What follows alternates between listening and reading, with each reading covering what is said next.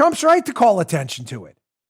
What are your motives? Are they pure here? Do you really believe that we're doing the United States a long-term positive benefit by keeping a troop presence in Afghanistan? Or is there some other motive here that the defense company wants them over there? What is it?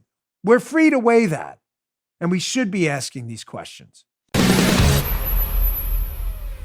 Okay, so President Trump, moving on, gave a speech yesterday, press conference as well, outside in the North Portico of the White House, which I've never seen done before. That's probably the first time. I've never seen a presser out there. The acoustics aren't very good. But, you know, the imagery's nice.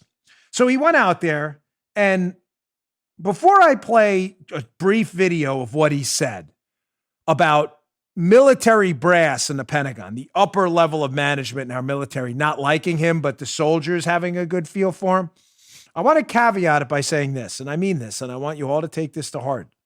It's important.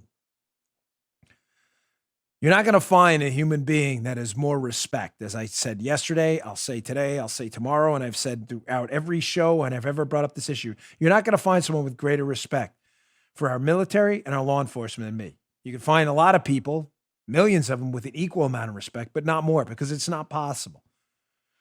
My experience with them, working with them in my prior line of work, whether it was the Delta Force guy I met in Afghanistan or the Green Berets I worked with in Indonesia, they are the best of the best of the best of the best.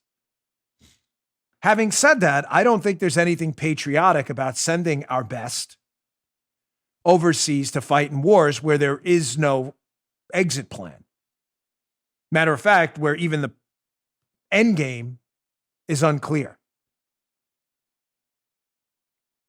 President Trump feels the same way, that the most patriotic and military supportive decisions you can make are decisions about our military that preserve the lives of the best and only put them in harm's way when absolutely necessary. Don't ever forget Fox Connor's Rules of War. Look them up, folks. It's worth your time. Fox Connor was a great military mind who some of our prior presidents have followed his rules of war. His rules of war were very simple. Never go to war for long. Never go to war alone.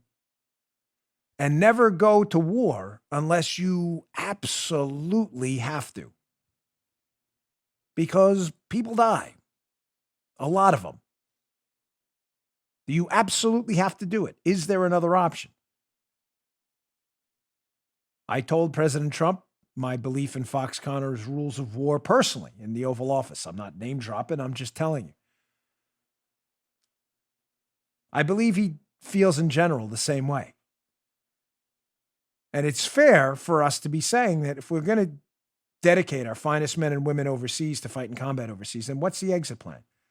He was on the North Portico yesterday, and he said this. And I'm going to show you some headlines showing that this is a real concern about this industrial military complex. It seems to never want to pull out of any area we're in right now. Check this out. Biden shipped away our jobs, threw open our borders, and sent our youth to fight in these crazy, endless wars. And it's one of the reasons the military, I'm not saying the military is in love with me, the soldiers are. The top people in the Pentagon probably aren't, because they want to do nothing but fight wars so that all of those wonderful companies that make the bombs and make the planes and make everything else stay happy. But we're getting out of the endless wars. You know how we're doing. We defeated 100% of the ISIS caliphate, 100%. When I came in, it was a mess. It was all over. They have it in a certain color, all ISIS. A year later, I said, where is it? It's all gone, sir. Because of you, it's all gone. Because of my philosophy, but it's all gone. What's wrong with what he said? Of course, you know, the liberal media activists, they're not real media people, jumped all over him as if he said something irrational or illogical. Why are we in endless conflicts? Listen, I get it. I'm not going to turn geopolitics into a simple campaign sign. Get us out of endless wars. You know, that's simple to say, and there's more to it than that. I get it. I understand that. International relationships are important, and sometimes there are no ways to avoid it. no reasonable ways to avoid a conflict. But folks, what's the battle plan here? Literally, what's the battle plan? What's the exit plan? What's the victory plan? Is our victory plan just anytime there's a conflict overseas that we should send soldiers to solve problems governments should be building themselves, armies to solve, and law enforcement entities and counterterror entities to solve themselves? Why are we doing it?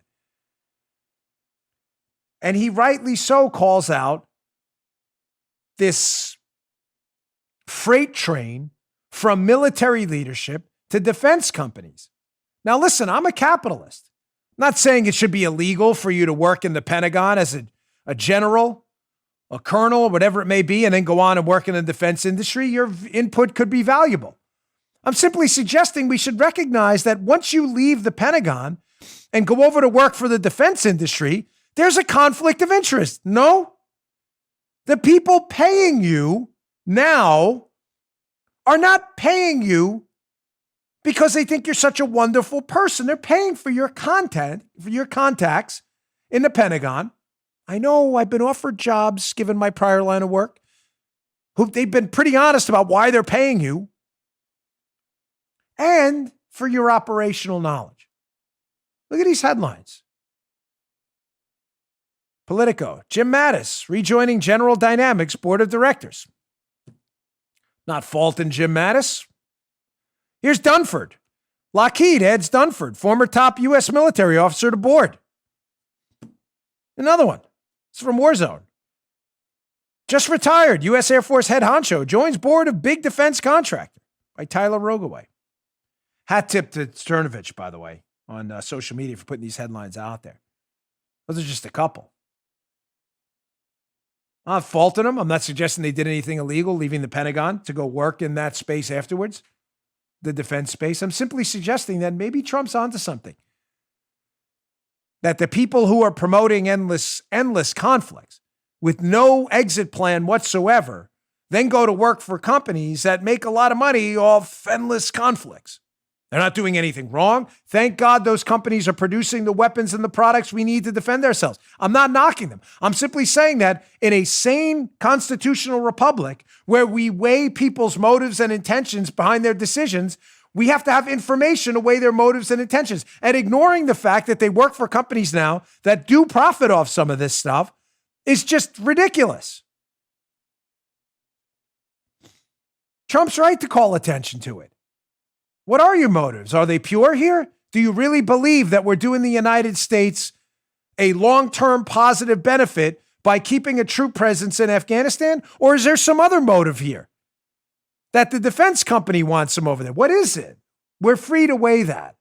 And we should be asking these questions. You just heard Dan Bongino.